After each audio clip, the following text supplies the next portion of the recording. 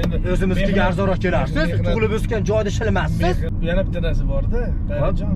Boshqa Toshkentdan, boshqa respublikada xizmat qilayotgan san'atkor hamkasblarimiz bundan ham kattaroq narxlarga keladi. Ular haqiqatda shilib ketyapti desa bo'ladi. Undan o'zimiz olyapmiz. O'ziniki aslida shunaqa bo'lishi kerak. O'zinikini birinchi o'rinda qadrlagan. Bu ortiqcha baho berish emas. Mehnatini qadrlash, shu o'zimizga ko'tarilsin, o'zimizga foydasi tegadi deyilinsa agar imkon qadar xolis baho beradigan.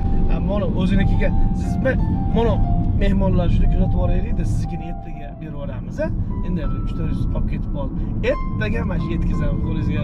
Juda ko'p bo'lganda men hayotimda Aynan kelib chiqib yozgansiz demak. Masalan, bir joyga taklif qilinadi, deylik-da, bayram tantanalari kelinadi, boshqa san'atkorlar ham gaplashib beraman orada. O'zingiz arzon qilib, yana o'zim uyimga chaqirgandek qilib gaplashib beraman. Ular pullarini vaqt-vaqtida beriladi, meniki keyin sizgacha yetmaydi.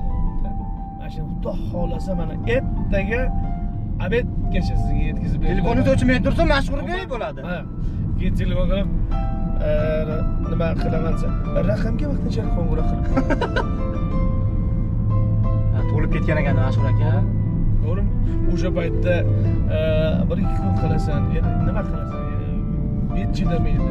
So'rab borib eshigini tagiga turib olib, haligi g'urur yo'l qo'ymaydi. Bunaqa narsalar ham bo'ladi. Shuning uchun ham